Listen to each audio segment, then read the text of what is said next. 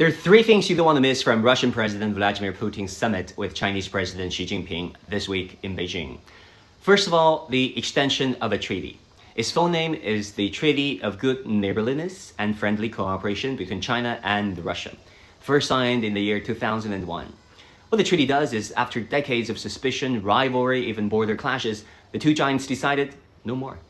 No more border clashes, no more territorial drama, no more bitter rivalries. We're talking about a 4,300 kilometer border. US-Mexico border was 3,100, by the way, and Israel's border with Gaza is under 100 kilometers. Now imagine securing a 4,300 kilometer border for two nuclear giants with a complicated history. Not the easiest of things, I guess. And it's not alliance either. That's just adulthood. People in the West need to understand this. China-Russia partnership is not NATO.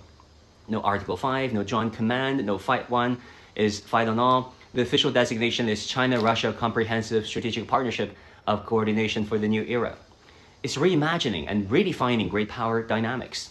Coordination without command, partnership without hierarchy, closeness without bloc politics. Second, the human side of the connections. Putin has been to China more than 24 times. The Chinese remember the big meetings, but also the small moments. Shaolin Temple, that famous photo of him carrying a little monk on his shoulder, no talking points, just a judo black belt, thoroughly appreciating the Chinese kung fu. Then there's the Chinese tourist named Peng Pai who bumped into Putin 20 years ago as a kid.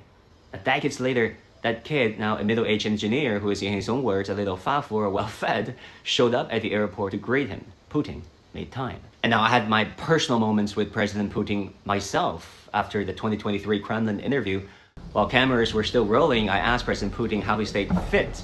He told me it was his swimming and other daily workout routines, and then caught me by total surprise by saying this. Strong. I try. Thank you, Mr. President. Bye-bye. Well, as a competitive football player and hit trainer, I must say I was truly flattered. Thank you, Mr. President. Now, let's zoom out. Visa-free travel between China and Russia is making a difference. At Heihe Port alone, cross-border traffic up 80% this year. Russian backpacker Sheng Xiao Hongshu looking for Harbin noodle spots. Things like that happen everywhere. Third, China-Russia trade. Now, 99% of China-Russia bilateral trade is now in yuan and rubles. In 2008, that figure was nearly zero. It was primarily settled in dollars.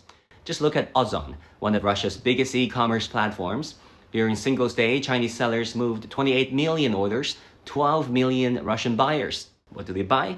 New Year decorations, kitchen stuff, women's basics, and the number one seller, and anti-aging eye patches, nearly 30,000 units a month.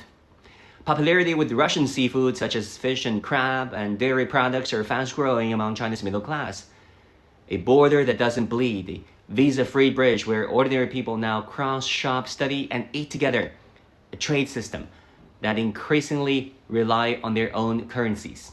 Perhaps this is the kind of new great power relationship the world actually needs.